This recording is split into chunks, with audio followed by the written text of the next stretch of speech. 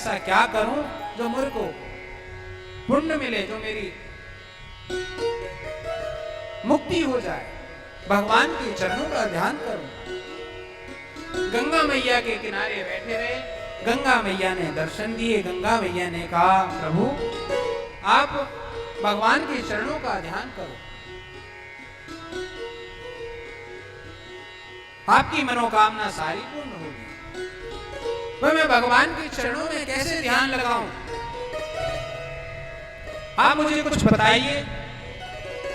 तो कहा, सबसे पहले यदि आप भगवान का भजन करोगे, अकारत ऊर्जा आएगी आपके पास, आपको परेशान करेगी। सबसे पहले कहते हैं आसन को जीतना। यदि आप आसन जीतोगे तो भजन में मन लग जाएगा। यदि आपके पैर दुखने लग जाएं तो आपका भजन लगेगा, मन लगेगा? नहीं लगेगा। आप यही कहोगे कि नाश्ता बनाना है और नाश्ता खाना है, बस दो ही बात रह जाएगी। इसलिए बंधु, परीक्षित जी को बताया कि सबसे पहले आसन जीतो, फिर श्वास जीतो, फिर भगवान प्राप्ति अपने आप हो जाए। उसी के मध्य देव जी पधारे। सभी बड़ी विद्वान आए। सबने कहा, आप श्रीमद् भागवत का सप्ताह क्रम का श्रवण करो, प्राप्ति हो जाए। तो भगवान स्वयं आए। देव ने कथा सुनाई। तब सुखदेव जी ने परीक्षित जी को कथा सुनाई। कथा सुनाने के बाद देवता लोग आए। देवता लोगों ने कहा कि हमें भी कथा सुनाइए सुखदेव जी से। सुखदेव जी ने कहा कि यदि आप और हम अमृत का कलश लेकर आए, देवता कह रहे थे, हम आप इसके बदले हमें आप कथा पिला दीजिए, देवताओं ने कहा था, और आप इन्हें अमृत का कलश ला दीजिए और हमें कथा पिला दीजिए। तो सुखदेव जी ने देवताओं को डांट कर भगा दिया। यदि आप सौदागर बनकर आए हो, मैं आपको कभी नहीं सुनाऊंगा। आप यदि श्रद्धालु बन के आते तो मैं आपको अवश्य कथा सुनाता। जब ब्रह्मा जी को पता चला तो ब्रह्मा जी ने कहा, 7 दिन बाद हम इसका परिणाम देखते हैं, क्या परिणाम होता है, फिर उसके आधार पर हम आगे की करेंगे, क्या इसका निर्णय होना चाहिए वो हम निकालेंगे। जब 7 दिन के बाद भगवान स्वयं आए परीक्षित जी को लेने, ब्रह्मा जी भी आश्चर्यचकित हुए। जब ब्रह्मा जी आश्चर्यचकित हुए तो ब्रह्मा जी एक पल्ला लेकर आए। एक पल्ले पे सारे पुण्यों का फल रखा और एक पल्ले में श्रीमद् भागवत। यह पल्ला उठा नहीं, भागवत जी का पल्ला उठा नहीं, भागवत जी का पल्ला नीचे और सारे अन्य साधन का ऊपर। बोले भक्तवत्सल भगवान की जय। यदा तु राजा सुखदेव जी कह रहे हैं, यदा तु राजा सुसुतान सा पुष्णान्न धर्मेण विनश्यदृष्टि भ्रातृविशेष सुतान विबन्धो प्रेमैशलाक्षा भवने। सुखदेव जी कह रहे हैं, महाराज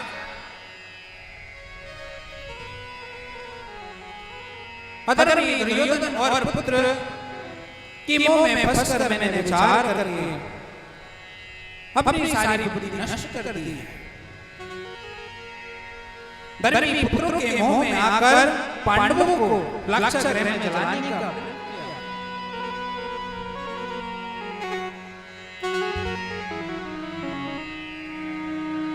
जब शांति रूप बनकर आए भगवान का स्वागत करने के लिए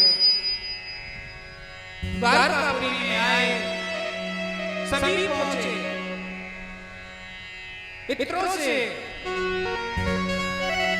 माला शोभित करने इत्र छिड़कवाया गया है। खुशबू से द्वारका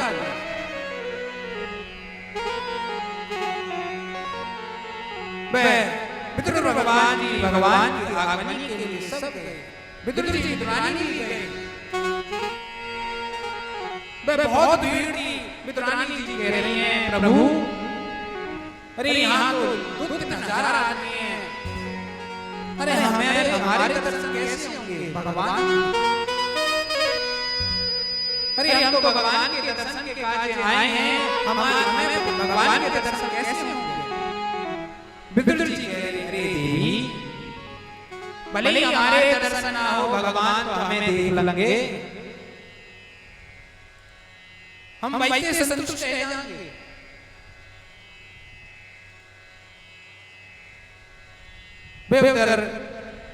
जब भगवान जा रहे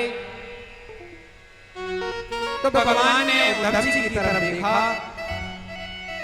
उद्धव जी देखने के बाद उद्धव जी प्रसन्न हुए। देवी देखा भगवान ने अभी मेरे को देखा था और कह रहे थे काका जी ठीक हो? अरे भगवान कहते हैं भाव का भूखा हूं मैं भाव विदुर जी विदुरानी जी भाव से गए। भगवान के दर्शन हो गए। वहां पे सभा में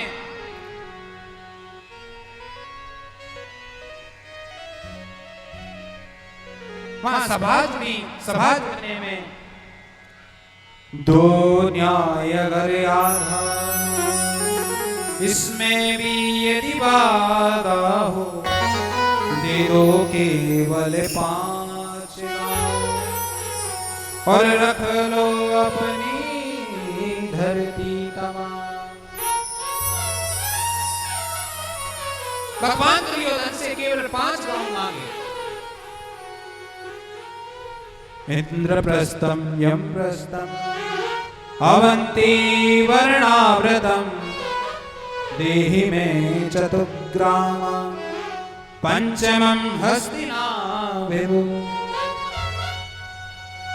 दुर्योधन ने कहा अरे कहां 5 गांव मांग रहे हो? सोचग्राचे विदास्यामि बिना युद्धेन के मैं बिना युद्ध के में एक सुई के नोक के बराबर भी जगह नहीं दूंगा। युद्ध करना पड़ेगा फिर आप राज्य ले लेना।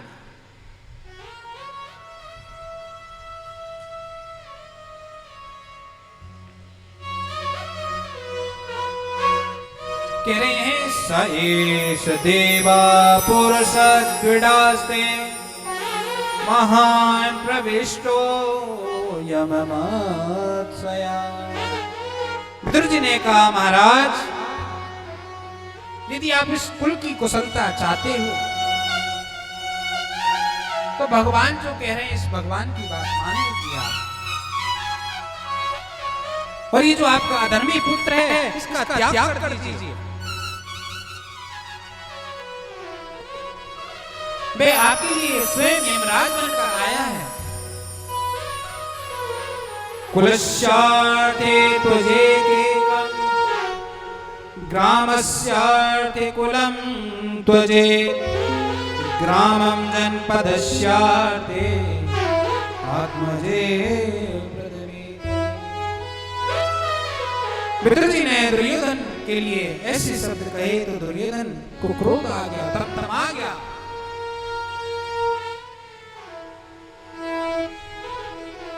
दुर्योधन कह रहा है दासी पुत्र को यहाँ कौन लेकर आ गया है? इसे निकालो।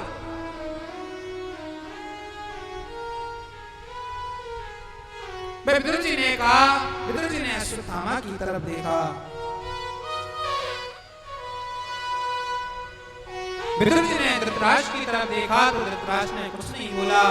तो विदुर जी ने कहा कि जिस सभा में केशव की बात नहीं मानी जाती मैं उस सभा को स्वयं ही छोड़ देता हूं। आप चिंतित मत होइए, मैं इस सभा को स्वयं छोड़ता हूं। ऐसा कहकर विदुर जी धनुष को वहीं चुपचाप रख दिए और चले गए। अब इधर विदुर जी के जाते ही कौरवों का पुण्य सब नष्ट हो गया। जैसे विभीषण जी के जाते ही रावण आदि राक्षसों का सब नष्ट हो गया।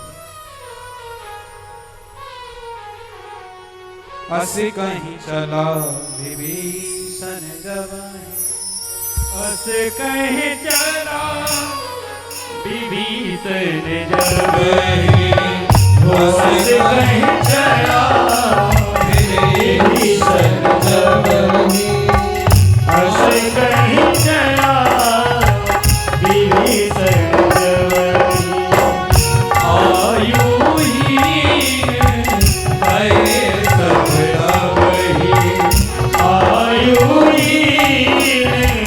भये सब अवहि। विदुर जी ने अपने अब दुर्योधन ने भगवान से कहा कि शब चलिए भोजन कर लीजिए।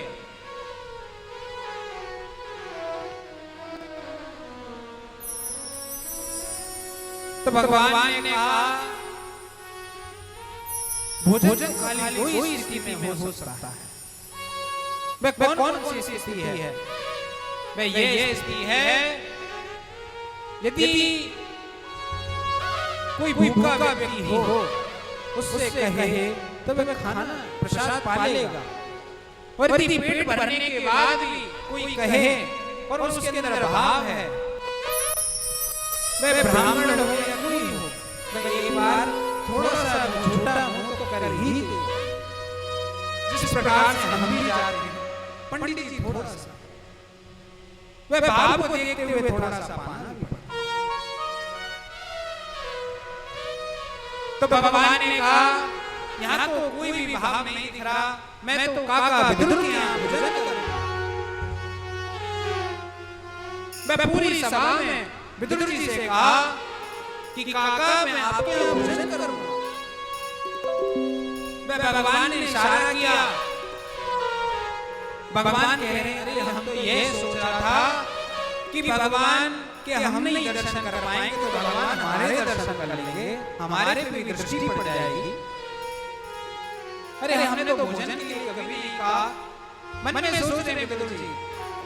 फिर विदुर जी से कहते हैं भगवान, विदुर जी आपको याद है ना कि मैंने आपसे वादा किया था जब मैं आऊंगा तो मैं अवश्य भोजन करूंगा आपके यहाँ, आप जाओ तैयारी करवाओ। विदुर जी दौड़ते हुए अपने घर आए और भगवान की साथ में थी। भगवान से बोलते हैं विदुरानी जी आप घर की जल्दी से सफाई करो। आपने देखा भगवान ने ये कहा कि मैं आपके यहाँ भोजन करूंगा, आप जल्दी से तैयारी कर लीजिए, मैं बाजार से कुछ सामान लेकर आ जाता हूँ।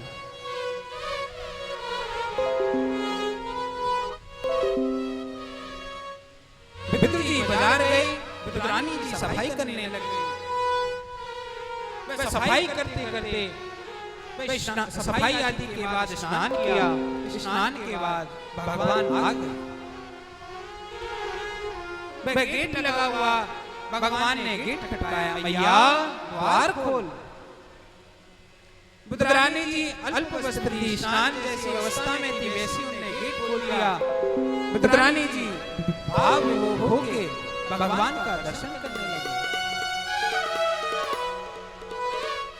जब दर्शन करने लगी भगवान अंदर प्रवेश हुए। भगवान ने अपना पीतांबर उतारा, मैया को उड़ा दिया।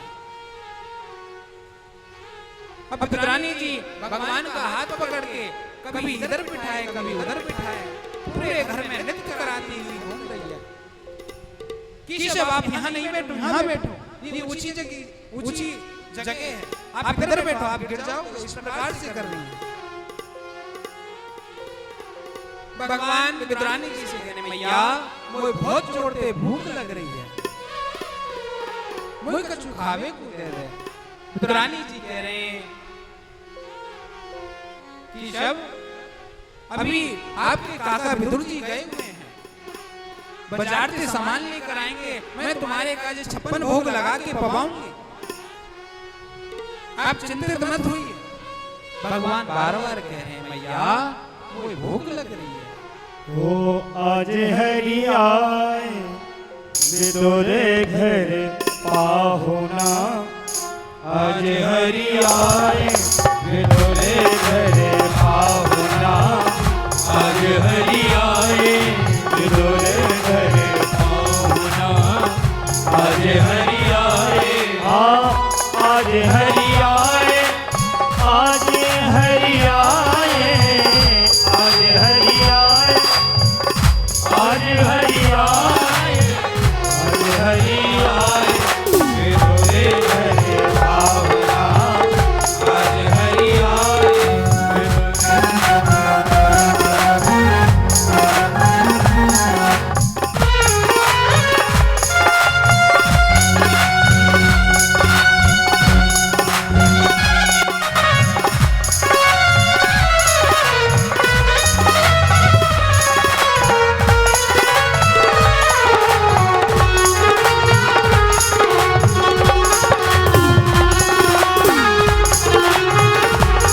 विदुर नहीं घर ही विदुरानी विदुर नहीं घर ही विदुरानी विदुर नहीं घर ही विदुरानी विदुर नहीं घर ही विदुरानी आवत देखे सारंग पानी आवत देखे सारंग पानी भूली अंग समाओना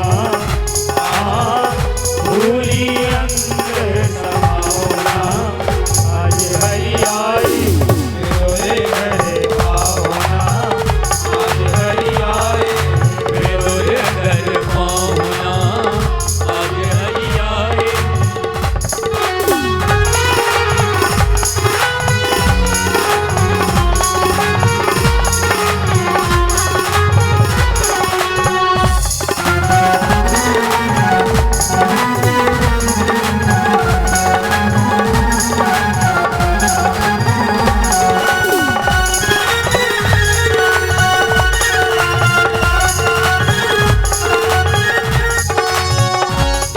केला बहुत प्रेम से लाई केला बहुत प्रेम से लाई गिरी गिरी सब खेत गिराई गिरी गिरी सब खेत गिराई गिरी गिरी सब खेत गिराई गिरी गिरी सब खेत गिराई छिड़का देत श्याम मुखे माही छिड़का देत श्याम मुख माही लगे बहुत सुहावना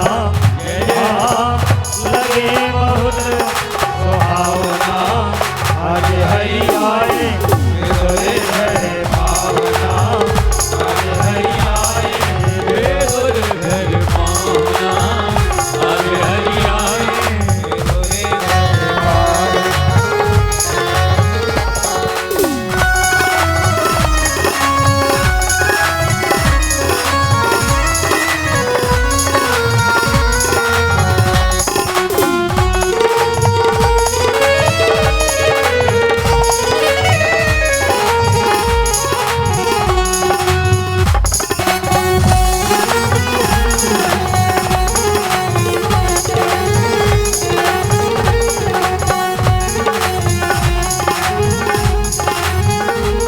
इतने में विदुर घर आए इतने माए विदुर घर आए हरे खोटे बचन सुनाए हरे खोटे बचन सुनाए छिड़का देता श्याम मुख माही छिड़का देता श्याम मुख माही कहाँ गवाई भावना कहाँ गवाई जब भावना आज हरि आए विदुर घर पाहुना आज हो विदुर घर पाहुना आज हरि आए विदुर घर पाहुना आज हरि आए आज हरि आए आज हरि आए आज हरि आए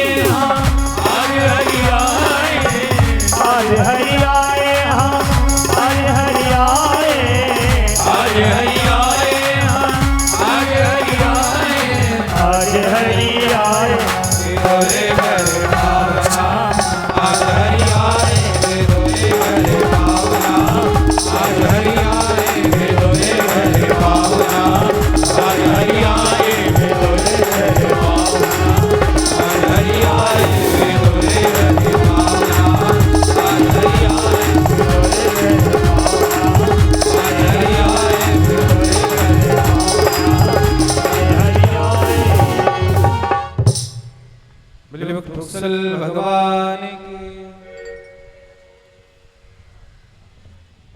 इसी प्रकार से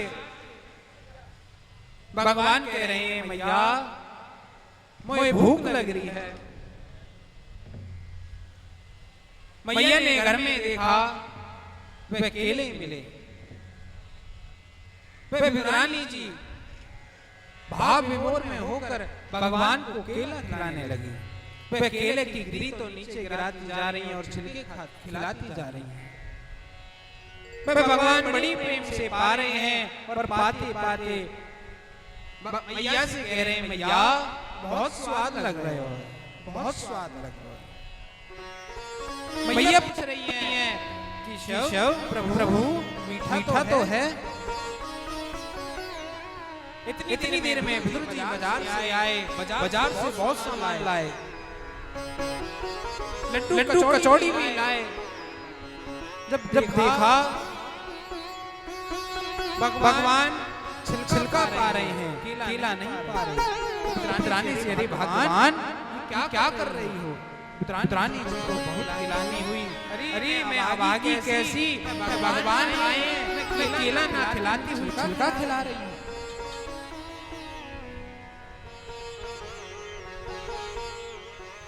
विदुर जी ने कहा भगवान आप रुक जाओ और आप जाओ। इस सामान जो सामग्री लेकर आया हूँ ये प्लेट में लगा कर लाओ। विदुर जी अपने हाथ से उन्हें लड्डू कचौड़ी खिलाने लगे। विदुर जी खिला तो रहे हैं पर भगवान कह रहे हैं काका एक बात बोलूं। जो स्वाद काकी के हाथ में छिलका के आ रहे हो वो स्वाद तुम्हारे हाथ के लड्डू खाने में ना आ रहे हो।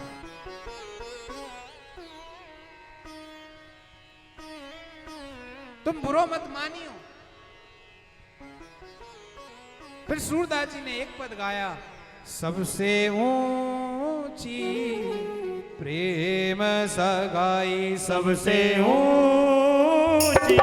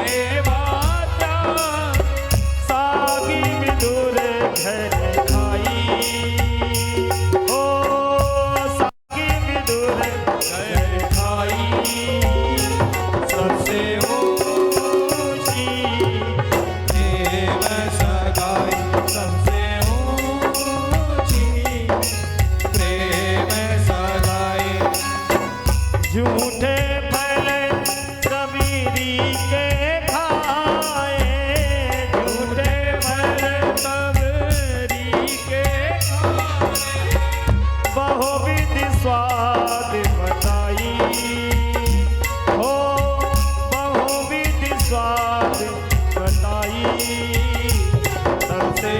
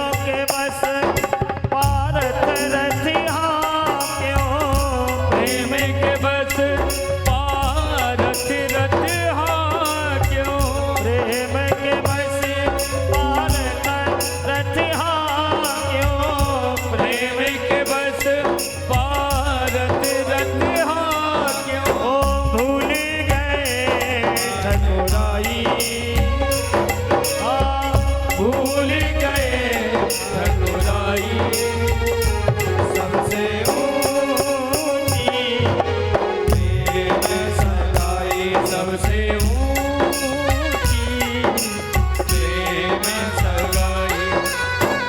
ऐसी प्रीत बड़ी वृंदावन, ऐसी प्रीत बड़ी वृंदावन, ऐसी प्रीत बड़ी वृंदावन, ऐसी प्रीत बड़ी वृंदावन। ए जी गोपियन नाच नचाई, ए बाको गोपियन नाच नचाई। सबसे ऊंची प्रेम सगाई, सबसे ऊंची प्रेम सगाई, सबसे ऊंची प्रेम सगाई, सबसे ऊंची प्रेम सगाई, सबसे ऊंची प्रेम सगाई, सबसे ऊंची प्रेम सगाई। बोले वृंदावन बिहारी लाल की जय। अब उद्धव जी ने यहाँ से प्रसाद पाकर ठाकुर जी पांडवों के पास चले गए और इधर विदुर जी तीर्थ यात्रा के लिए निकल गए। अब इधर तीर्थ यात्रा करते हुए विदुर जी का संहार हो। अब ठाकुर जी धाम गमन हो गए। इसी तीर्थ यात्रा के क्रम में विदुर जी को यमुना जी के तट पर उद्धव जी का दर्शन हुआ। तो जब दो संत मिले, 4 मिले 64 खिले, 20 रहे कर जो, हरिजन से हरिजन मिले, बहते साथ करो। जब दो वैष्णव मिलते हैं तो 4 मिले 64 खिले। 4 किसे कहते हैं? जब कोई हरिजन मिलता है वह खुशी सहित मिलता है, हमारा गुरु भाई है। इसी प्रकार से वह 2 नेत्र और उनकी 2 नेत्र 4 हुए। वह 32 कितने हुए? जब मिलेंगे तो दांत भी खिलेंगे।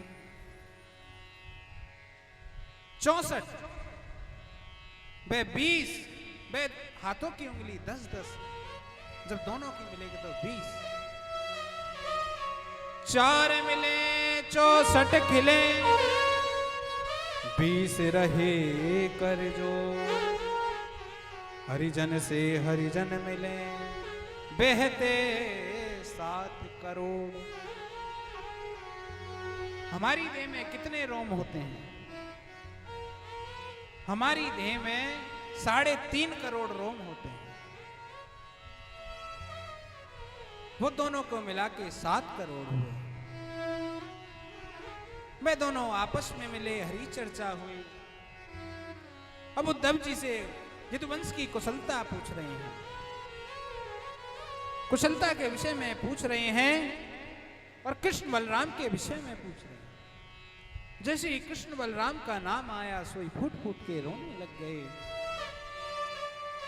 रोते हुए उद्धव जी विदुर जी से बोले, कृष्ण दिम्नमिनिम लोचे गुरुणेश जगरेण किम नु ना कुशलम ब्रूया गतश्रेषु ग्रहेषु। उद्धव जी कह रहे हैं, विदुर जी,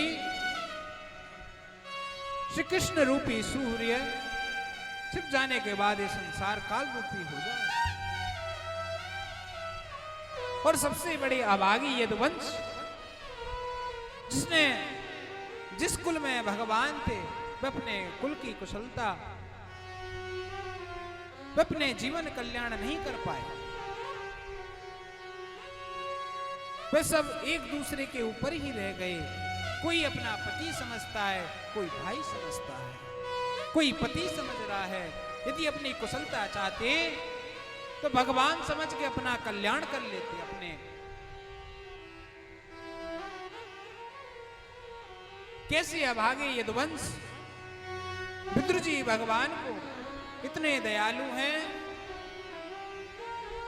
भगवान साधारण रूप से अपना दर्शन दे देते यदि दर्शन की इच्छा होती, यदि भगवान स्वयं, यदि यदुवंश भगवान मान लेते भगवान को, तो उनका कल्याण हो जाता।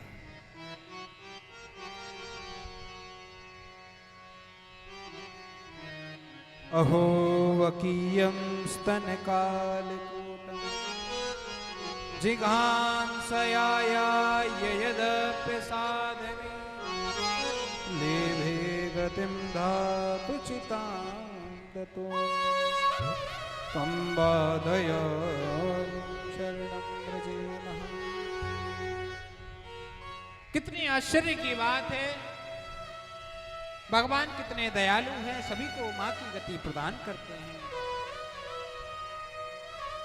भगवान का स्वरूप भी बड़ा दिव्य है, स्वभाव भी बड़ा दिव्य है। सुनहु माते लोग अभागी हरि तज हो यह विषय अनुराग। उद्धव जी भगवान की एक एक लीला का स्मरण कर रहे हैं और रोते जा रहे हैं और बताते जा रहे हैं। उद्धव जी बोले, भगवान जिस समय भगवान धाम को जा रहे थे, भगवान ने आपको 2 बार पुकारा। भगवान ने कहा, भगवान ने हमसे कहा कि हमने भक्त विदुर को कुछ नहीं दिया, वह कुछ दे नहीं पाए हम उसको। वह समय आने पर मुझे याद करके बहुत विलाप करेगा।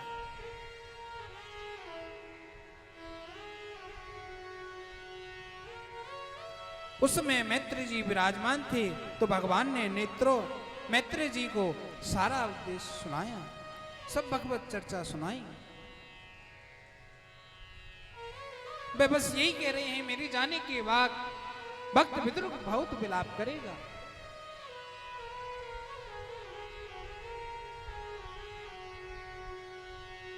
जब विदुर जी ने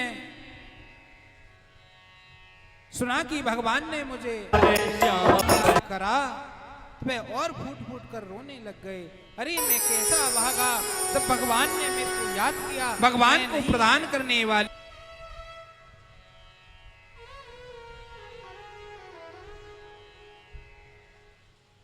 भगवान ने कहा, उद्धव जी ने कहा, जो विदुर जी आपको भगवान ने जो आपको कथा रूपी सुनाई है, आप मुझे सुनाइए।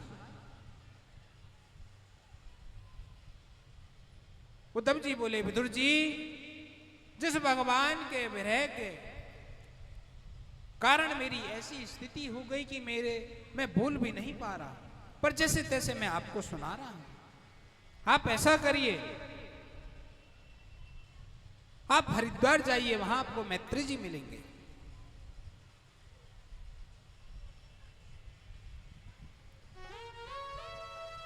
मैत्री जी आपको कथा सुनाएंगे। तब उद्धव जी से मिलकर विदुर जी हरिद्वार आ गए और उद्धव जी से बद्रिकाश्रम चले गए। द्वार धुंधार शिवा, हरिद्वार की पावन भूमि पर, गंगा तपो पर ज्ञान के सिंधु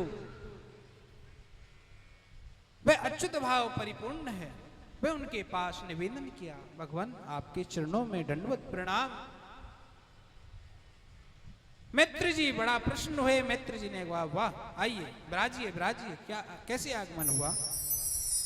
सुखाय कर्माणि करोति लोको नते सुखं वानि दुपांबरं स्यात्। विदुर जी कह रहे हैं, हे गुरुदेव, मेरे कर्म में तो सुख की प्राप्ति के लिए करता है, पर प्रत्येक जीव को दुख मिलता है, ऐसा क्यों। वह कोई भी साधन करेगा वह अपने कल्याण के लिए करेगा, वह प्रशंसा के लिए करेगा, मेरे को खुशी मिले, पर वह उसे दुखी क्यों मिलता है। जन्मस्य तृष्णादिं मुखस्य देवा दधर्मशीलस्य दुःखस्य तस्य। गुरुदेव मेरी समझ में तो यही आया है कि भगवान के विमुख है, जो अधर्म का आश्रय लेता है वह सुख मिलता है, वह भगवान का आश्रय मिलता है उसे दुख मिलता है। ऐसा क्यों? आप हमें कुछ बताइए। मैत्री जी कह रहे हैं, हे साधु विदुर जी, आपने जो है प्रश्न किया है बहुत ही सुंदर प्रश्न किया है। यह प्रश्न आपने संसार के ऊपर अनुग्रह करके, जो मांडव ऋषि के श्राप के कारण वेद व्यास जी के द्वारा उत्पन्न हुए। देखिए विदुर जी, एकांत लाभम बचसो नुपुंसा शुश्लोक मौले गुणवागुमा सुतेश विद्वे भैरूपाकृताया कथाय साधुया। मैत्री जी कह रहे हैं, हे विदुर जी, मनुष्य का एकांतिक लाभ इसी में है कि भगवान की वाणी सुने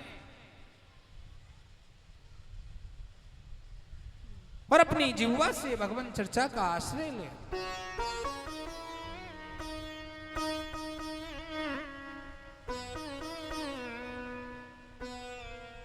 उसका जीवन कल्याण है। कहते हैं सनकादिक से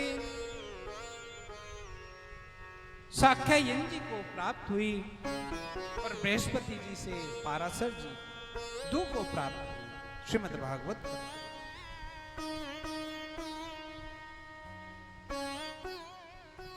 जब नाभि भगवान नारायण की नाभि कमल से ब्रह्मा जी प्रकट हुए, जब ब्रह्मा जी प्रकट हुए, वह ब्रह्मा जी ने देखा कि मेरा आधार क्या है। वह कुछ नहीं दिखा, वह जल ही जल दिखा। वह 1000 वर्ष तक उस कमल की डंडी को पकड़ के नीचे उतर गए, अपना आधार जानने के लिए, पर उनको आधार कुछ नहीं मिला। वह स्वतः दोबारा होकर कमल के ऊपर विराजमान हुए और जैसे जल से रसातल है वहीं पर 2 बूंद की अश्रुविंदी की आवाज आई। तप तप। तो ब्रह्मा जी ने तप का संकेत पाकर ब्रह्मा जी ने 100 वर्ष तक तप किया। भगवान प्रसन्न हुए, भगवान ने उनको दर्शन दिया। भगवान की दिव्य स्तुति की, नाति प्रसीदति तथोपचितो प्रचारे राराधिता सूर्यगणे हृदय बोधिका। ब्रह्मा जी बड़ी सुंदर बात कह रहे हैं, हे नाना प्रकार के उपचारों से हृदय में कामना को रखकर उपासना पूजा करते हैं, पर आप उनको दर्शन नहीं देते। भगवान ने कहा कि वो भावपूर्ण मेरी पूजा नहीं करते, इसलिए मैं उनको दर्शन नहीं देता।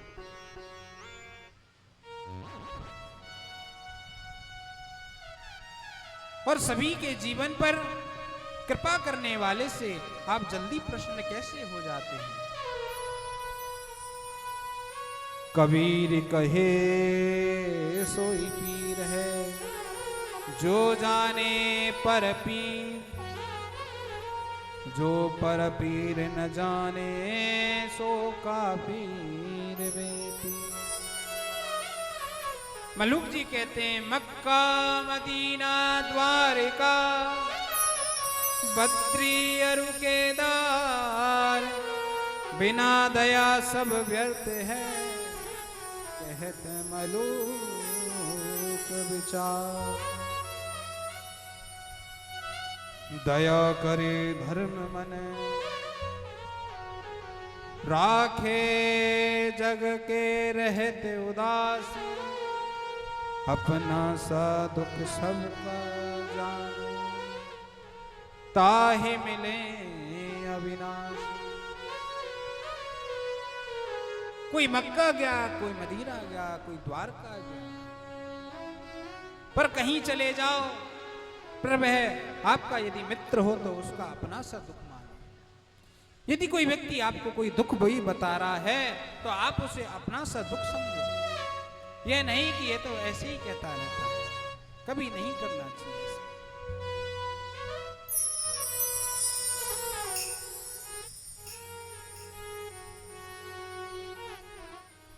तब ब्रह्मा जी बोले, प्रभु मैं सृष्टि के मोह में फंसना नहीं चाहता। तब भगवान कृपा करके ब्रह्मा जी को चतुर्श्लोकी भागवत का उपदेश दिया। फिर कृपा करके भगवान चले गए। अब इन्हीं ब्रह्मा जी से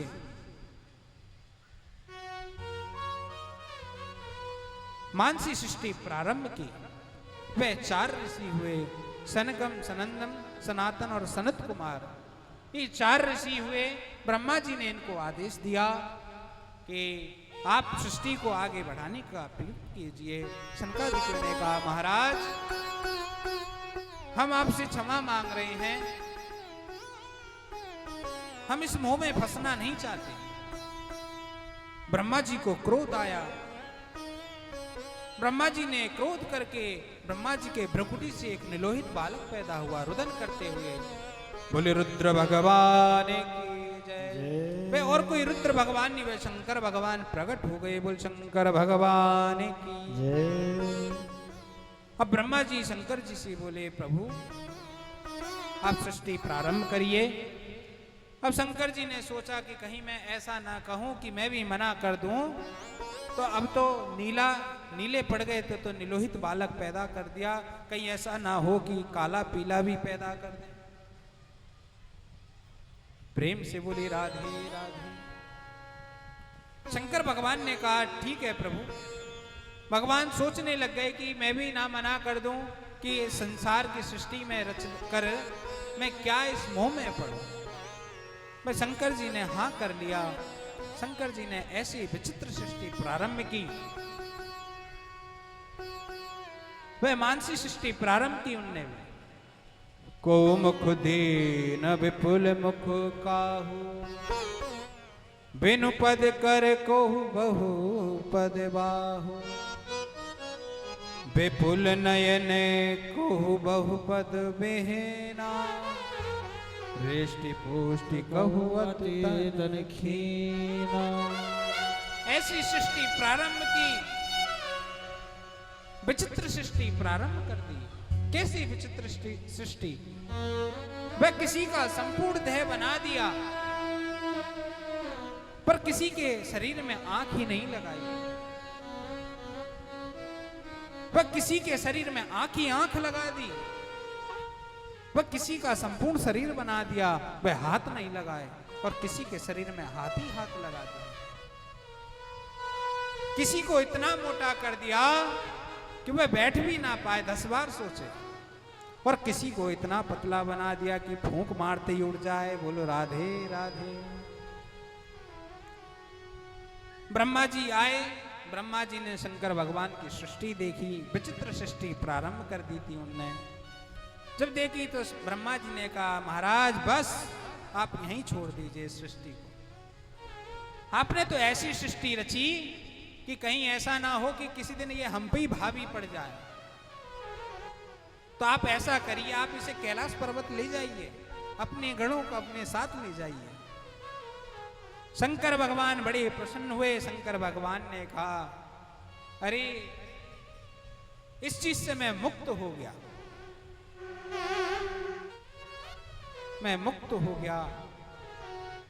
शंकर भगवान अपने गणों को अपने साथ ले गए। फिर ब्रह्मा जी ने 10 ऋषि प्रकट हुए। मरीचि जी, अत्रि, अंगरा, पुलसत, पुलह, क्रतु, भृगु, वशिष्ठ, दक्ष और नारद जी, ये 10 ऋषि प्रकट हुए।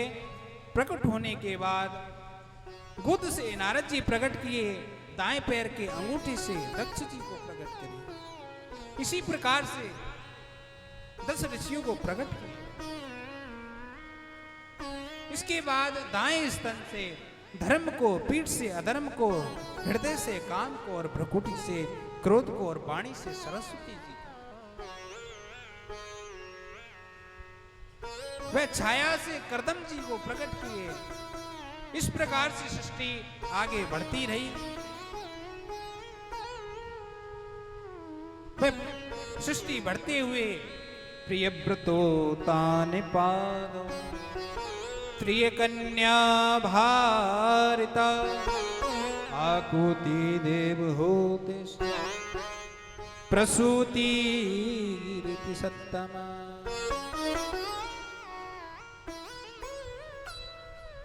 वह स्वयंभू और शत्रुपा ये दो कन्याएं प्रकट हुई। वह जब जोड़ी से प्रारंभ सृष्टि का प्रारंभ हुआ, वह मनु शत्रुपा जी के दो पुत्र हुए, प्रियव्रतन और तानपाद। आकुति, देवहूति और प्रसूति ये तीन कन्याएं हुई उनसे। प्रसूति जी का विवाह दक्ष प्रजापति के साथ हुआ और मनु जी का आदेश दिए कि सृष्टि को आगे बढ़ाओ। तो ब्रह्मा जी से कहने लगे हम सृष्टि को आगे कैसे बढ़ाएं, आप ये बताइए कि संपूर्ण सृष्टि जल से रचित है। यदि सृष्टि कहीं रहेगी तो उसके लिए जगह तो चाहिए, जल में थोड़ी रहेंगे हम, जल मछली थोड़ी हैं।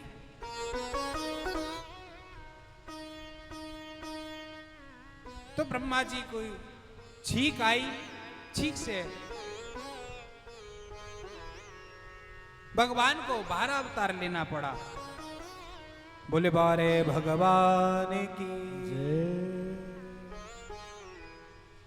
जब 12 भगवान प्रकट हुए, वह धरती को अभिमान हो गया था। जब 12 भगवान अवतार हुआ तो कहने लग गए मैं 2 मिनट के लिए क्या जल में चली गई, और भगवान को 12 अवतार लेना पड़ा।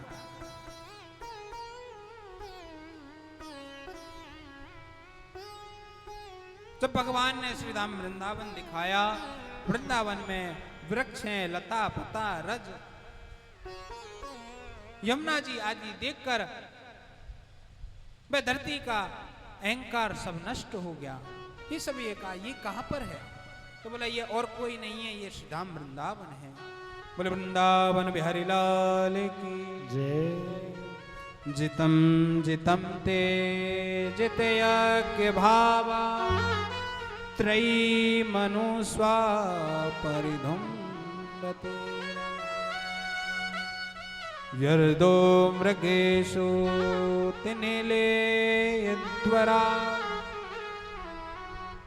तस्मै नमः कारणयसु। ऋषि कह रहे हैं हे यज्ञ के रक्षक अजित भगवान आपकी जय हो, आपकी जय हो। इतना दिव्य स्वरूप है वेद त्रिय की, वे रोम रोम में यज्ञ समाये हुए हैं। ऐसे कारण शुकर आपकी जय हो। साधुवीर त्वया पृष्टौ मवतार कथा हरे तत्पश्यते मर्त्यानां मृत्युपास विलास। मित्र जी कह रहे हैं महात्मा पितृ जी अपने भगवान के अवतार के विषय में बहुत ही उत्तम प्रश्न किया है। मृत्यु से पास मुक्त करने वाली कथा है। एक बार माता दिति संध्या काल के समय काम की इच्छा से लेकर पति कश्यप जी के पास गई और कश्यप जी से काम के लिए निवेदन करने लगी।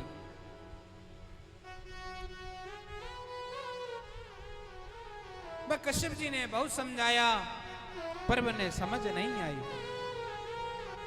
स एष घोर तमावेला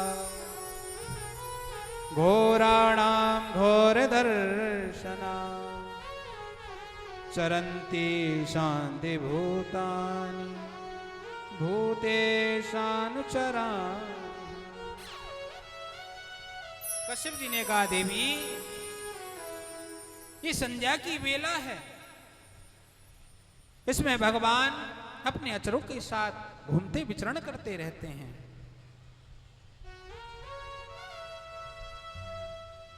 संध्या काल के समय ये 5 कार्य नहीं करने चाहिए।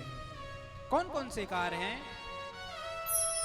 संध्या काले तु संप्राप्ते पंचकर्माणि वर्जये भोजनं संगमो निद्रा स्वाध्यायं दानमेव च भोजनं व्याधि संभूत संगमे कुरपुत्रवान्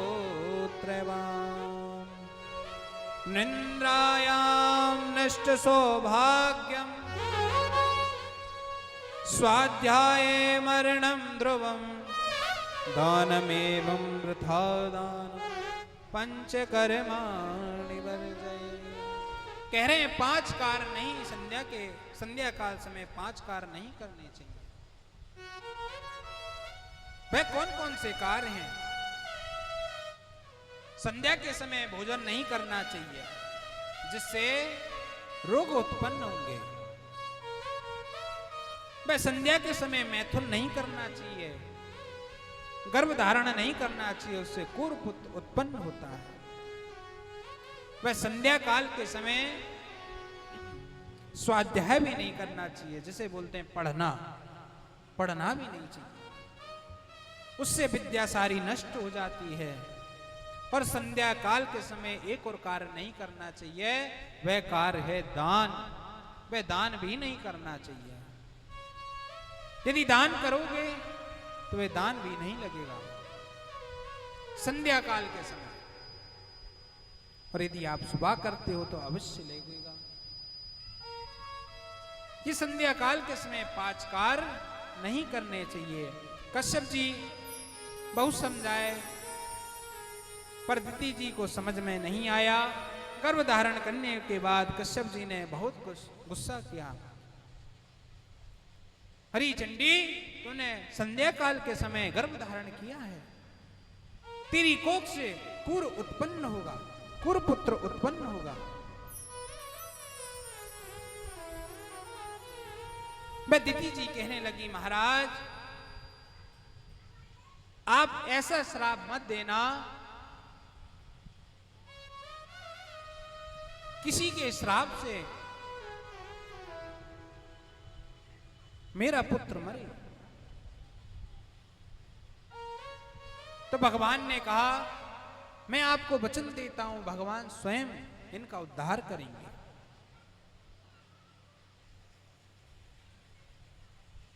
और वह भगवान का भगत ही होगा, और भगवान स्वयं इनका कल्याण कर देंगे। प्रजापत्यां तु तत्तेजा परतेजो हनन्दिते दधारं वर्षणी संतम संगमं मानासुदर। कश्यप जी ने उस तेज को दिति 1000 वर्ष तक गर्भ में धारण करके रही। वह उत्पन्न हुए। उत्पन्न होने के बाद तयेकदा भगवतो वैकुंठस्य मलात्मना। ब्रह्मा जी कह रहे हैं, हे देवताओं के एक बार की बात है कि तुम सबके पूर्वज मानस पुत्र सनकादिक हुए। सनकादिक भगवान के अंग सौरभ का अग्रणी सबसे हुए हो। जब वैकुंठ में प्रथम द्वार पे पहुंचे तो जय विजय पार्षद मिले। सनकादिकों को बालक जान के प्रवेश करने से रोक दिया, और सनकादिक 3 बार प्रयास किए, पर तीनों बार उन्हें रोक दिया। सनकादिक भगवान के पार्षदों को श्राप दे दिया कि तुम लोग भगवान के पार्षद होकर भी भगवान की भक्ति की महिमा नहीं जानते, जाओ तुम्हें श्राप है। बस सनकादिक बोले, भगवान इतौ तो पार्षदो मह्यम जयो विजयो एव चाव कदर्थी कृतं मायुद्धो बहवः कांता मते। ब्राह्मणों, ये मेरे नित्य पार्षद जय और विजय हैं। आपने इन्हें श्राप दिया, श्राप मत देते। मैं आपसे क्षमा मांगता हूं, क्योंकि सेवक के द्वारा श्राप व सेवक के द्वारा अपराध वह स्वामी के तुल्य होता है। हम मुझे क्षमा करो। मैं किया हुआ जो इनने अपराध है मैं अपना मान रहा हूं, किंतु मेरा एक स्वभाव है, किसी को मैं एक बार यदि पकड़ लेता हूं तो उसे कभी छोड़ता नहीं।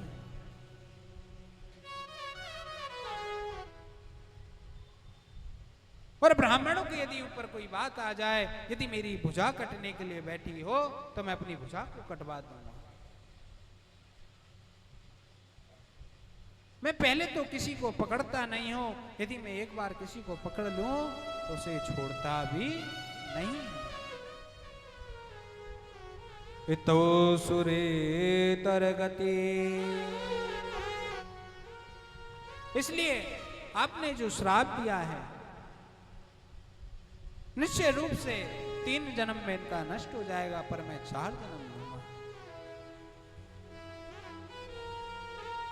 अब ब्रह्मा जी बता रहे हैं कि यहां भगवान के नित्य पार्षद जय और विजय दिति के गर्भ में आए और इनका समय आने पर जन्म हुआ और जन्म लेते ही विशाल प्रंतकाल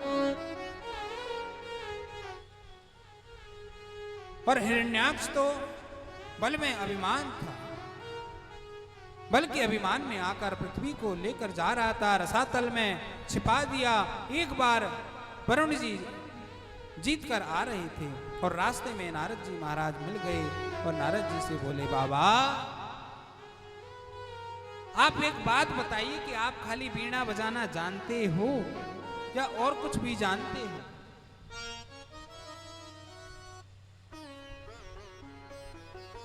तो नारद जी ने कहा, महाराज लड़ना भिड़ना तो आता नहीं है। देखो साफ सीधी बात है कि लड़ना भिड़ना तो आता नहीं है, पर लड़ाना बहुत अच्छे से आता है। जो आपके अंदर खुजली चल रही है इसकी शांति हमारे पास है, आप घबराइए नहीं। वह कहने लगे, कौन सा युद्ध है बताओ। बोले, पहले तो आप अपनी जो आप धरती को जीत कर लाए हो, ये दाड़ों पर रखकर एक शुगर लेकर, जंगली शुगर लेकर जा रहा है, आप उनसे निपटो, फिर मेरे से निपटना।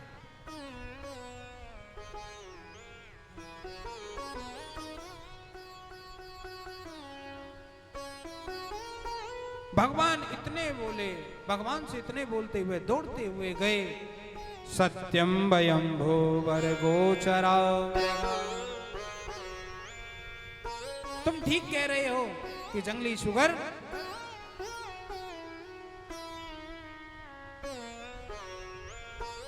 वह हम जैसे मृत्यु, हम जैसों के पास बंधे हुए हैं।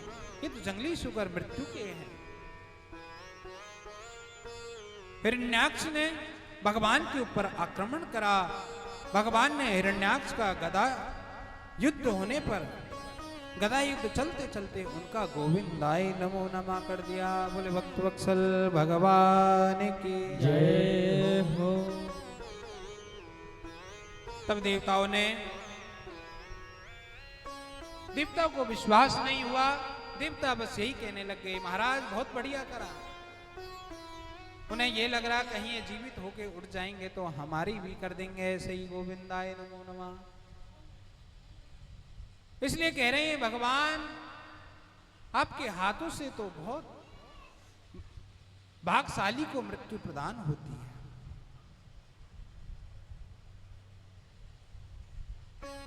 आगे सब राज्य व्यवस्थित हुए। सभी सचेह विप्र राजर्षि हेष्या सतरूपया आसाया स्थित दक्ष्वा परश्वो धर्म को विदा। भगवान बोले कर्दम जी, आपसे परसों मनु और शत्रुपा आपके पुत्री देवहूति को लेकर आएंगे। वो आपको ही तरह सर्वथा निष्काम अनुकूल, आप उनका विवाह उनके साथ कर देना।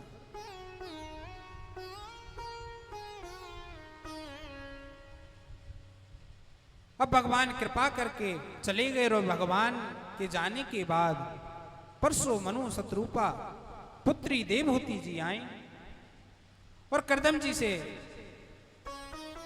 तीनों के लिए आसन डाला, पर वह सब आसन पे बैठ गए। मनु शत्रुपा अपने अपने आसनों पे बैठ गए, पर देवहूति जी आसन पर नहीं बैठे कि स्वामी सामने खड़े हैं, कहीं ऐसा हो कि मैं आसन पे बैठ जाऊंगी तो आसन का अपराध हो जाएगा। मैं देवहूति जी ने बीच का समाधान निकाला कि यदि मैं आसन पर अपना हाथ रख लूंगी और नीचे बैठ जाऊंगी,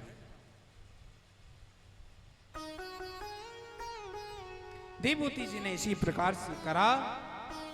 वह अपमान का अपमान नहीं हुआ, वह सम्मान का सम्मान हो गया। फिर विधिवत देवहूति जी का कर्दम जी के साथ विवाह हुआ। विवाह होने के बाद कन्यादान किया। देवहूति जी को समर्पित करने के बाद वे तपस्या करने चले गए।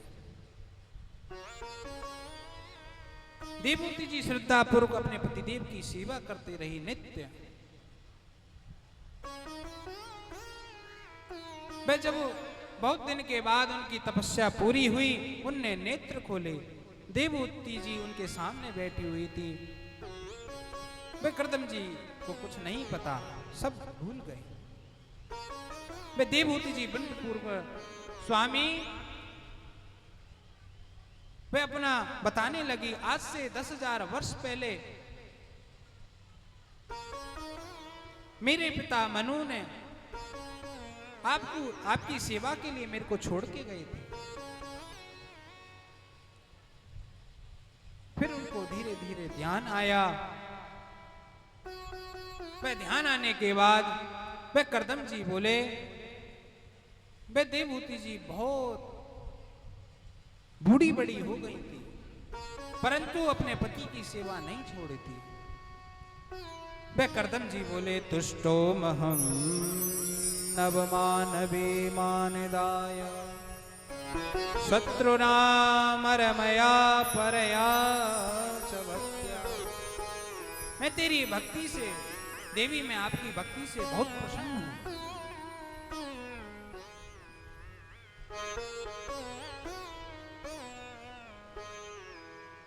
कर्दम जी कह रहे हैं, देवी आप मेरे से कुछ भी मांग लीजिए। देवहूति जी ने बोला, प्रभु आप मुझसे प्रसन्न हो, बस मेरे को यही चीज चाहिए, आप मेरे से प्रसन्न हो ना बस। जब आप प्रसन्न हो तो मेरे को सब चीज मिल गया। किंतु आप ही बता रहे थे, भगवान स्वयं कह रहे थे कि भगवान आएंगे।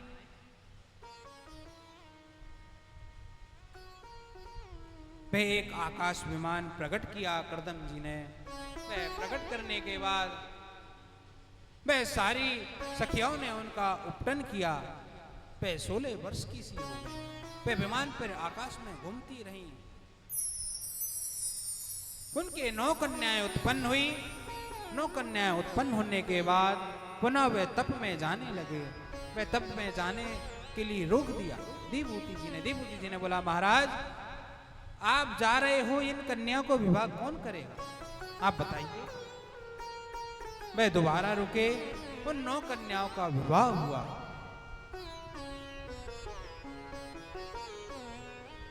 उसमें आने में कर्दम जी तेज का आश्रय लेकर भगवान कलावतार से पहले भगवान के रूप में प्रकट हुए। बोले कपिल भगवान की जय। देवूती मैया और करदम जी को आशीर्वाद दिए। ब्रह्मा जी करदम जी के साथ, उनके साथ जो ऋषि आए थे, 9 कन्या का विवाह हुआ। 9 कन्या विवाह होने के बाद वे पुनः वे जाने लगे।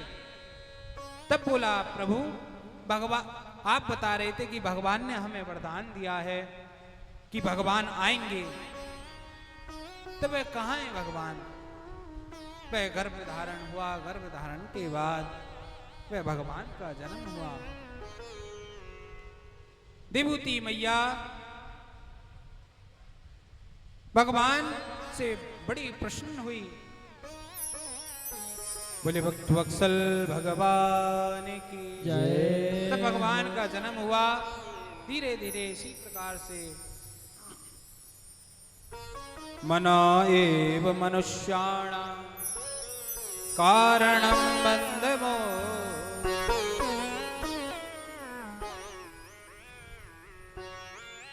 मन के हारे हार हैं, मन के जीते जी, मन ही मिलावे हरि सो, काय करावे भजी। मन का ही सब काम है महाराज। कपिल देव भगवान ने उनको दर्शन दिए। दर्शन देने के बाद चतुर्थ श्लोक में, चतुर्थ स्कंद में प्रवेश करते हुए, मनोस्तु सतरूपाय त्र्यस्त कन्या चजेंगरे आकुति देवहूतिश्च प्रसूति रीतिवे। हमने सुना है कि मनु जी के 3 पुत्रियां हुई, एक आकुति, देवहूति, प्रसूति। वंश की चर्चा का आश्रय किए। तब मनु जी जो ज्येष्ठ पुत्र अकुति थी, उनका विवाह रुचि नामक एक प्रजापति के साथ हुआ। अकुति जी के गर्भ से रुचि जी के साथ यज्ञ भगवान का प्रकट हुआ। बोले वो यज्ञ भगवान की जय। अब इन्हें यज्ञ भगवान का विवाह लक्ष्मी स्वरूप दक्षिणा जी के साथ हुआ। इसलिए कहते हैं ब्राह्मण यदि आपके यज्ञ कराए तो दक्षिणा देनी चाहिए।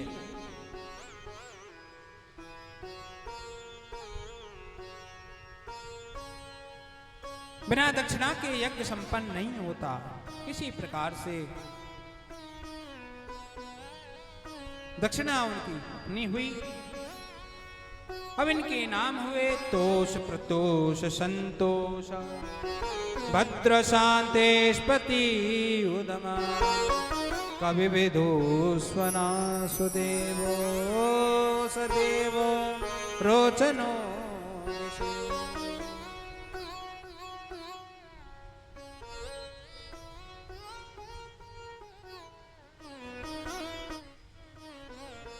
दक्ष जी के कन्याएं हुई।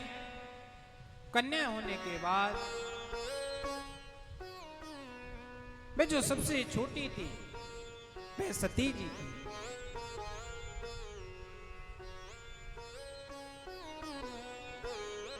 एको मय्य भगवान वेदन प्रधान शील कृता प्रजानय कययम। अत्रि जी ने कहा, प्रभु मेरे मन में तो पुत्र की प्राप्ति की कामना से एक ही उपासना थी, फिर आप तीनों ने कृपा करके कैसे दर्शन दिया? मन से भी दूर हैं और मुझे आपका दर्शन सहज से कैसे हो गया? आप मुझे बताइए।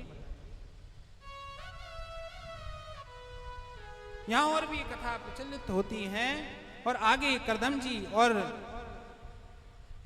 और भी पत्नियों के वंश में विस्तार पूर्व चर्चा आई और अभी तक और थोड़ी थोड़ी ही प्रसूति जी चलती रही। प्रसूति जी दक्ष जी की 16 कन्याएं हुई। जब 16 कन्याएं हुई, श्रद्धा में त्रिदया शांति तुष्टे पुष्टे क्रयोनति बुद्धि मेधा तितिक्षा मतु धर्मस्य पुलक। श्रद्धा, मैत्री, दया, शांति, पुष्टि, तुष्टि, क्रिया, बुद्धि, मेधा, तितिक्षा मूर्ति के धर्म की तरह पत्नियां हैं। मूर्ति से इनके गर्भ में से नारायण भगवान का प्रागट हुआ। बोले नारायण भगवान की जय हो। दक्ष जी की सभी कन्याओं के वंश का विस्तार हुआ, सबके संतान हुई। सबसे छोटी कन्या सती थी, जिनका विवाह शंकर जी के साथ हुआ। उन्हें कोई संतान नहीं हुई, क्योंकि दक्ष के यज्ञ के दक्ष के द्वारा शिव जी का अपमान किया गया। अपमान ज्यादा ही करा। भवेशील बताम श्रेष्ठ दक्ष दुहिबता सला। विदुर जी कह रहे हैं, गुरुदेव भगवान भोलेनाथ तो साक्षात ब्रह्म मूर्ति हैं, समस्त जीवों के गुरु हैं, उनका कोई शत्रु नहीं है, सदैव आनंद में रहते हैं।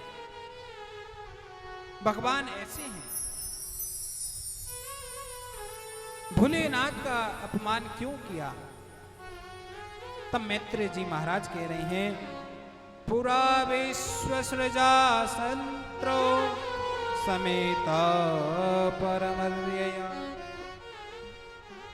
तथा मर्गणा सर्वे सानुगा मुनगो। ये सृष्टि के प्रारंभ की बात है। ब्रह्मा जी करदम जी को युग जानकर उन्हें प्रजापति का नायक बनाए। इसी सुदर्शन में सभा रखी गई, जिसमें महात्मा देवता सभी आए, किंतु दक्ष सभा में पहले नहीं आए। वह कहा कि यदि मैं बाद में जाऊंगा तो जब बाद में अनुमोदन करूंगा।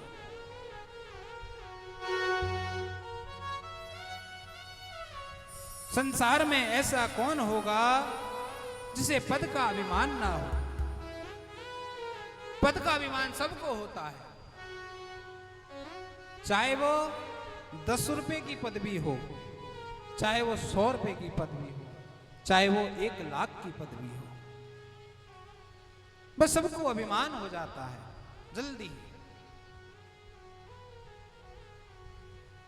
जब दक्ष जी ने सोचा कि मैं बाद में जाऊंगा, बाद में अनुमोदन करूंगा,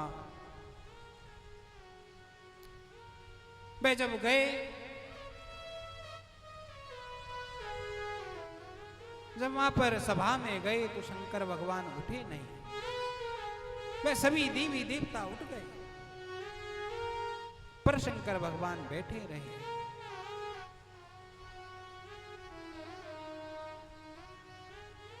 वे जब बैठ गए तो वे भड़क गए। दक्ष ने पता नहीं क्या क्या बोला। ये सरमंडों की माला पहन रखी, ये कौन है? यहां से निकालो इसे। ये भस्मधारी है। बंधु, पता है भगवान भोले बाबा को भस्म क्यों प्रिय है? किसी को पता है? नहीं पता।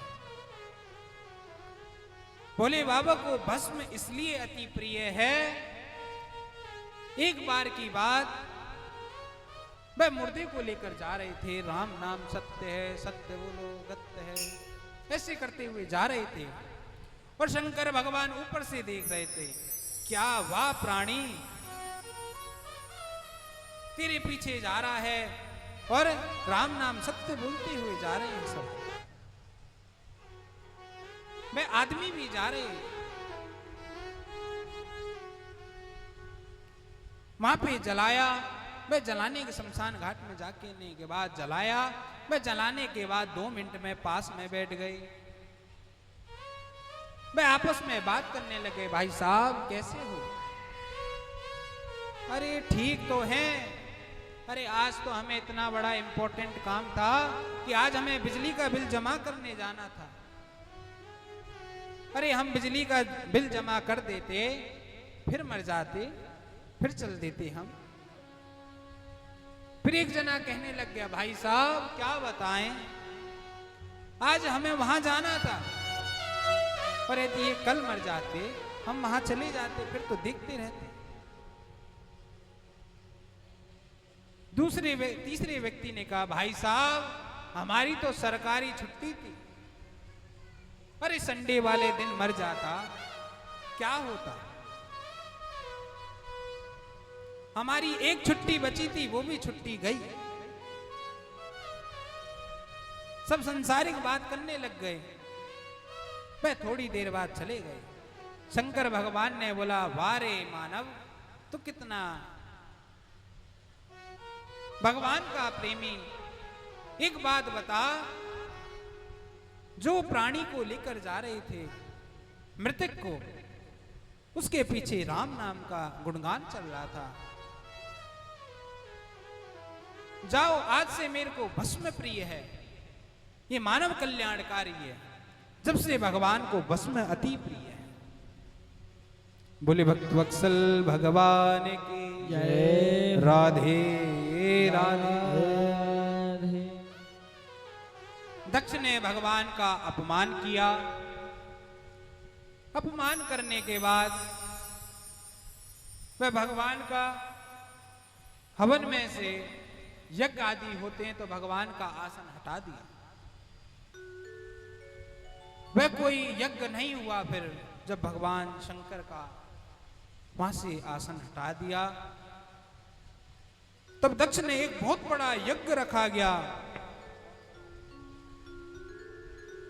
दक्ष ने बहुत बड़ा यज्ञ रखा गया, पर सती जी को ना शंकर भगवान को बुलाया, निमंत्रण नहीं दिया। वह सभी देवताओं को दिया।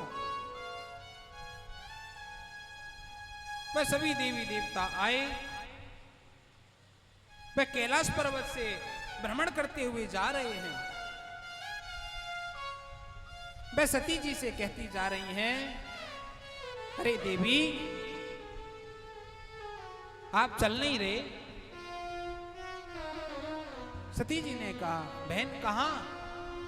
बोला, ऐसे ऐसे आपके पिताजी ने यज्ञ रखा गया है बहुत बड़ा।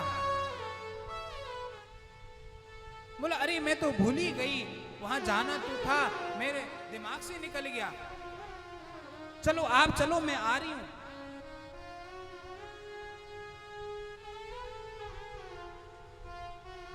और कोई दूसरी बहन आए, दूसरी बहन ऐसी भ्रमण करते हुए जाए, मतलब चढ़ाते हुए जाए। अरे बहन चल।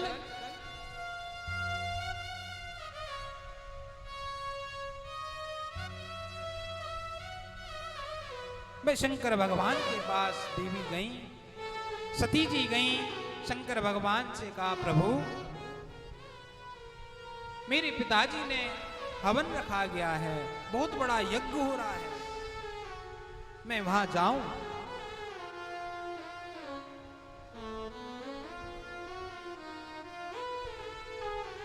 भगवान ने कहा, बोले बाबा ने कहा, देवी यदि आपके पास कोई खबर नहीं आई है तो आप नहीं जाओ, वहां जाना उचित नहीं है।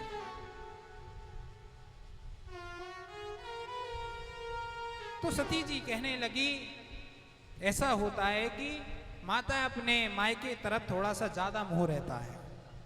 तो सती जी कहने लगी कि ऐसा हो सकता है प्रभु, इतना बड़ा यज्ञ कर रहे हैं, कहीं भूल गए हो, उनके पास टाइम भी ना हो, मैं वो तो अकेले ही हैं, हो सकता है ऐसा। भगवान मना कर रहे, देवी नहीं जाते ऐसे। इसलिए आपने सुना हो तो, उद्याने पदवानी चा मिता पिताग्रे गमनेनि चा आज्ञा भंगुर कर्तव्यम वर वाक्यम चतुष्टकम। 7 वचन में भी इसलिए ये कहते हैं कि पिता के घर नहीं जाना चाहिए कभी। बस 2 ही दिन जा सकते हैं। वो कौन कौन से दिन हैं? भाई दूज और रक्षाबंधन। वे बहुत से होते हैं, वे लड़ भी जाते हैं। पंडित जी ऐसा क्यों? तो बंधु इसी प्रकार से सती जी भोले बाबा को मनाने लग गई, प्रभु मैं जाऊं, अरे वो मेरा इंतजार कर रहे होंगे। वे सभी कैलाश पर्वत आके भ्रमण करते जा रहे हैं, सभी कहते हुए जा रहे हैं, आपके पिता दक्ष ने बड़ा यज्ञ रखा गया, आप चल नहीं गए। भोले बाबा ने कहा, देवी जो आपको उचित लगे, जो उचित लगे वो आप करिए। वे भगवान ने समझ तो लिया कि आप मेरी बात तो मानोगे नहीं। ठीक है देवी, आप जाना चाहते हो तो आप चले जाइए, कोई बात नहीं, पर मेरे को ऐसा पता है वहां पर अनादर होगा और आपसे वो सहन नहीं होगा।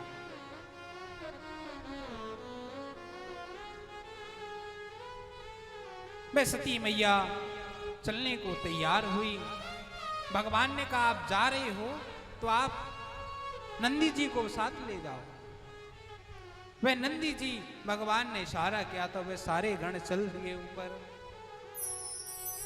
वह सती मैया के साथ चल दिए।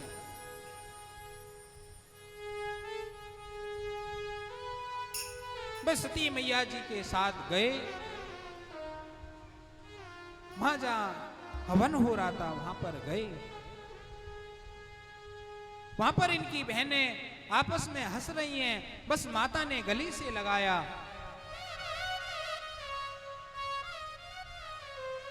जब सती जी थोड़ा सा उदास हुई, उदास होने के बाद माता ने बोला, बेटी तू उदास क्यों हो रही है? तू उदास क्यों हो रही है? अरे तेरी बहन हंस रही है तो कोई बात नहीं।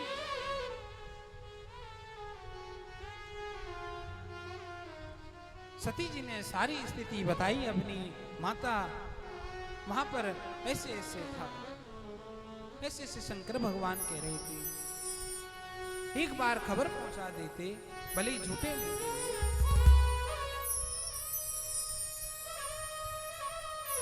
तो माता कहने लगी, बेटी कोई बात नहीं,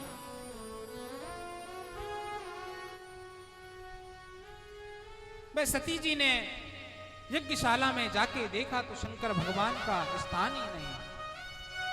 वे उनके पिता दक्ष उल्टा सीधा कहने लग गए। वे उनको क्रोध आ गया। वे उल्टा सीधा इतना बुरा बुरा कह रहे, वहां पे यज्ञ नहीं होगा, वहां पे युद्ध होना चालू हो गया। युद्ध होते होते वह सती मैया को सती होना पड़ा। बोलो सती मैया। सती मरत हरिसन बर मांगा, सती मरत हरिसन बर मांगा, सती मरत हरिसन बर मांगा, सती मरत हरिसन मांगा, जन्म जन्म शिव पद अनुरागा, जन्म जन्म शिव पद अनुरागा, पद अनुरागा, पद अनुरागा।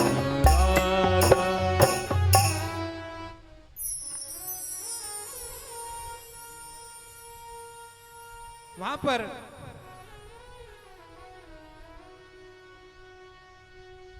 बड़ी दुर्दशा को देखते हुए सती मैया को सती होना पड़ा, क्योंकि दक्ष जी ने ना अपनी पुत्री से यह पूछा कि बेटी तू कैसी है, तू कैसे आई,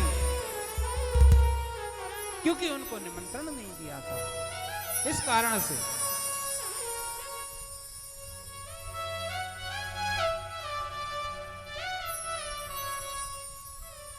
वे शंकर भगवान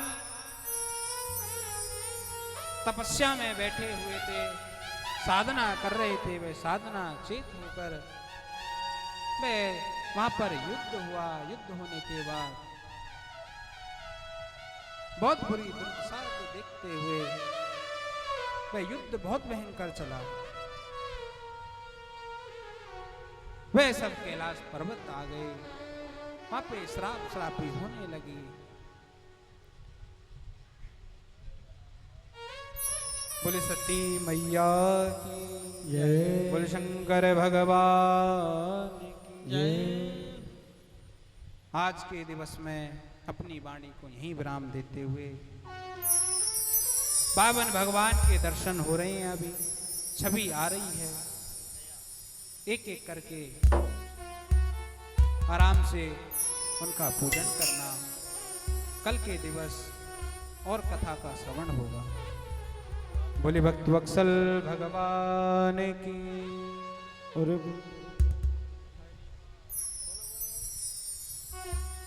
भोलेनाथ से निराला, शंभुनाथ से निराला कोई और नहीं। भोलेनाथ से निराला कोई और नहीं। भोलेनाथ निराला कोई और नहीं। कोई और नहीं, कोई और नहीं, कोई और नहीं, कोई और नहीं। शंभुनाथ से निराला कोई और नहीं। शंभुनाथ से निराला कोई और नहीं।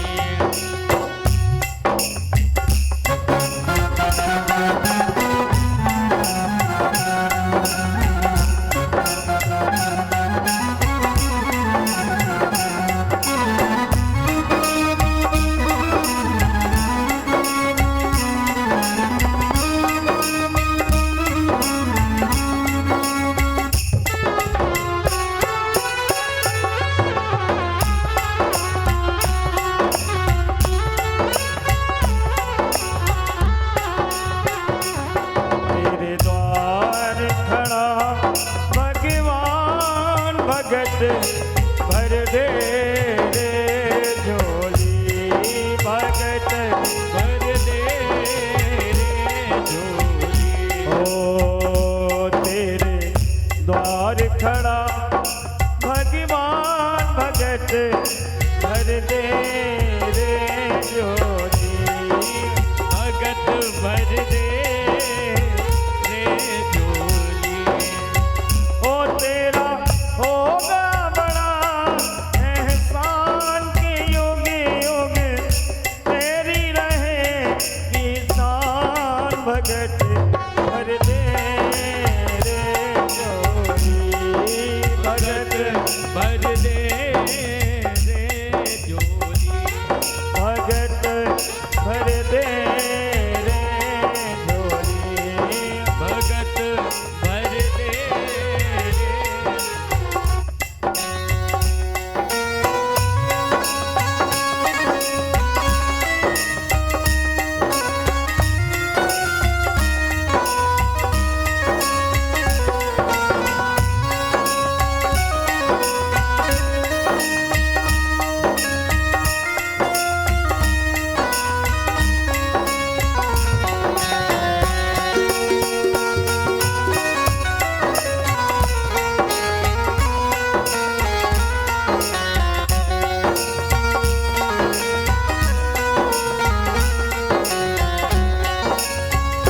डोल उठी है सारी धरती, डोला गगन है सारा। हाँ, डोल उठी है सारी धरती, डोला गगन है सारा। भीख मांगने आया तेरे दर। भीख मांगने आया तेरे दर।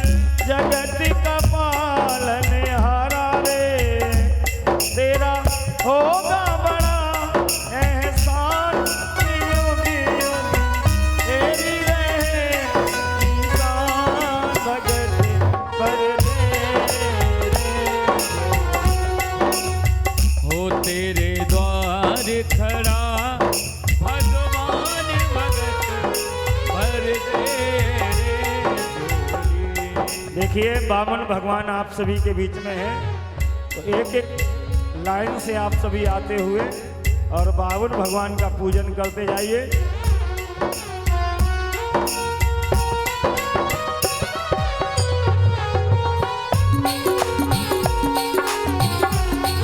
ओ भगत भर दे रे झोली, भगत भर दे रे झोली, आज लुटा दे सर्वस अपना, मान ले कहना मेरा हो, मान ले कहना मेरा हो, मान ले कहना मेरा,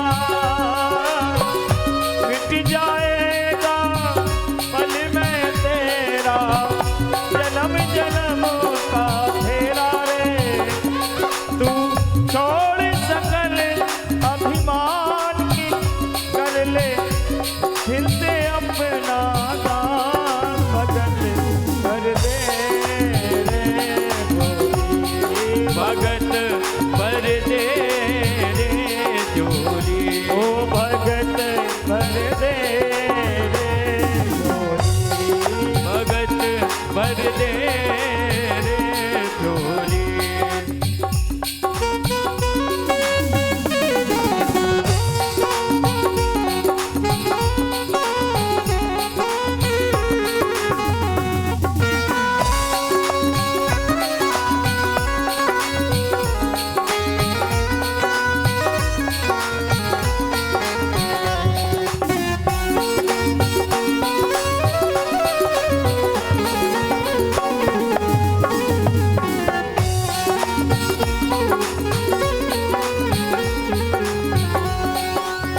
ओ तेरे द्वार खड़ा भगवान, भगत भर दे रे, भगत भर दे, भगत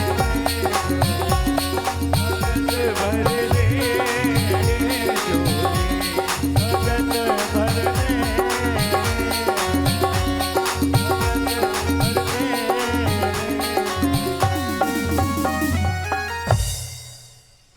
बोले बांके बिहारी लाल की जय, अयोध्यानाथ की जय। सभी भक्तजन आते जाएं, एक एक से पूजन करते जाएं। एक भजन और होगा, इसके पश्चात आरती होगी।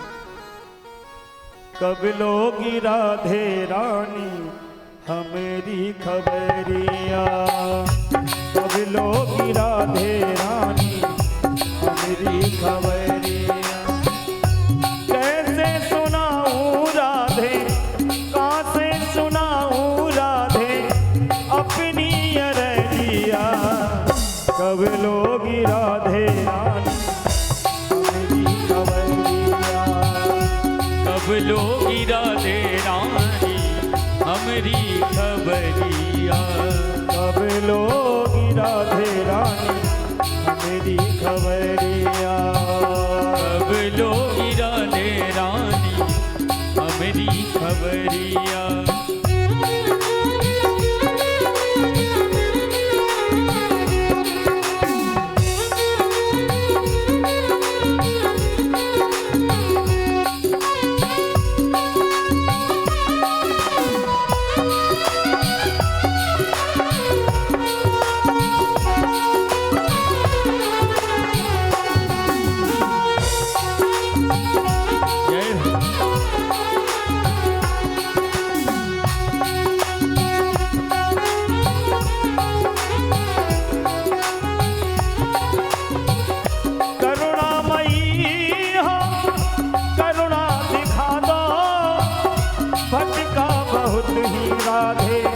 रस्ता दिखा दो हो, बड़का बहुत हूँ राधे, रस्ता दिखा दो, बड़का बहुत हूँ राधे, रस्ता दिखा दो।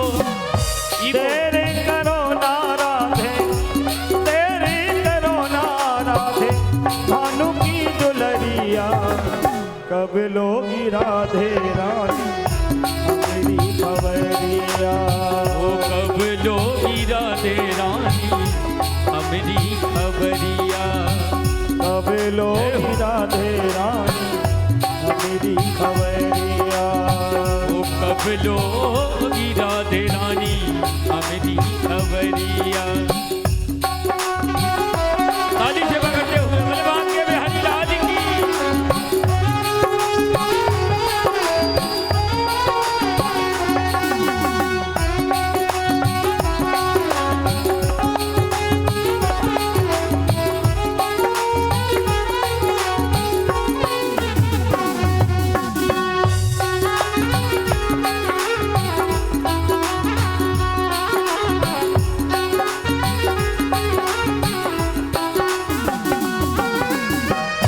शीशी पे मेरे राधे हाथ धरो ना, टूट चुका हूँ राधे देरी करो ना, टूट चुका हूँ राधे देर करो ना, टूट चुका हूँ राधे देरी करो ना।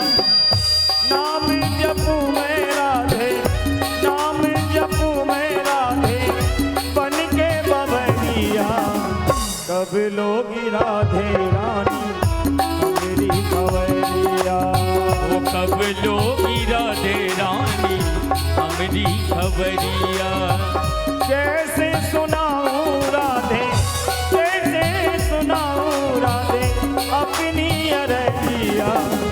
कब लोगी राधे रानी मेरी खबरिया।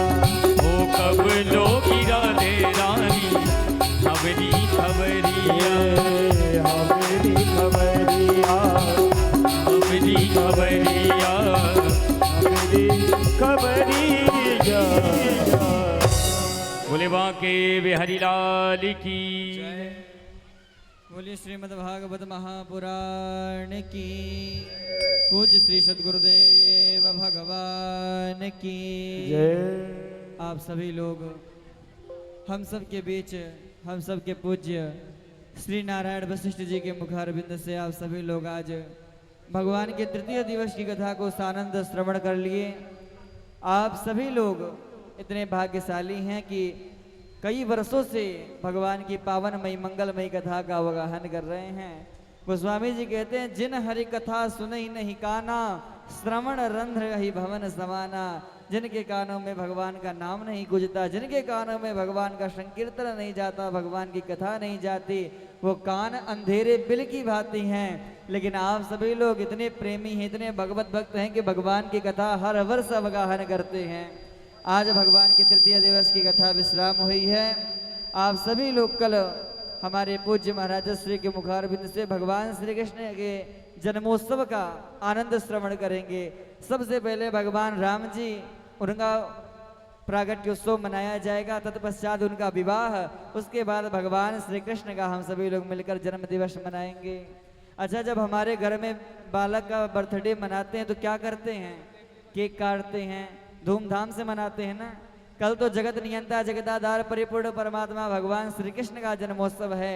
अतः आप सभी लोग से निवेदन है कि आप सभी लोग अपने अपने घर से बढ़िया बढ़िया वस्त्र पहन के और भगवान के लिए केक, माखन, मिश्री, टॉफी, बिस्कुट, वैसे तो आप रोज कुछ ना कुछ लेकर के आते हैं, लेकिन टॉफी बिस्कुट की मात्रा कल अधिक रहेगी, क्योंकि कल भगवान का भोग लगेगा। और खिलौने, बालक को सबसे प्रिय क्या है? खिलौने। आप भगवान के लिए माखन, मिश्री, खिलौना जो भी आपको बने आप लेकर के कल पधारें। हो सके तो कल सभी लोग पीला वस्त्र पहन करके आए और सभी लोग आप आएं और अपने साथ एक लोग को और लेकर के आएं, क्योंकि यह भगवान की मंगलमयी कथा है। इसका श्रवण आप करेंगे, जितना भी आप श्रवण करेंगे उसका फल केवल आपको ही प्राप्त होगा। अतः आइए हम सभी लोग मिलकर के आरती की ओर चलते हैं। हरि ओम चंद्रमा मनसो जात चक्षुः सूर्यो भजायत श्रोत्राद्वायुश्च प्राणश्च मुखादग्निरजायत। और बांके बिहारी तेरी आरती गाओ, बांके बिहारी तेरी आरती गाओ। हे गिरधर तेरी आरती गाओ, हे गिरधर तेरी आरती गाओ। आरती गाऊं प्यारे आपको रिझाऊं, आरती गाऊं प्यारे आपको रिझाऊं। हे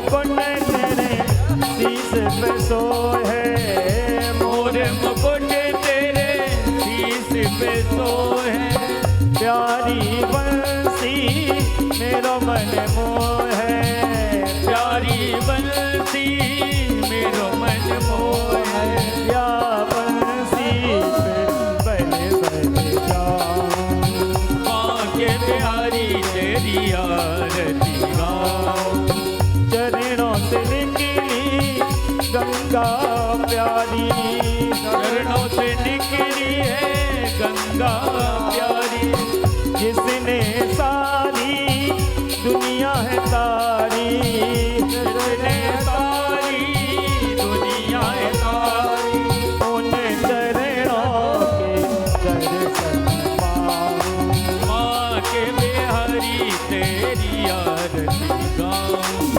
दास अनाथ के नाथ आप हो, दास अनाथ के नाथ आप हो, सुख दुख जीवन साथी आप हो, सुख दुख जीवन साथ आप हो, युगल छवि को मन में बसाऊं, माँ के बिहारी तेरी आरती गाऊं, श्री हरिदास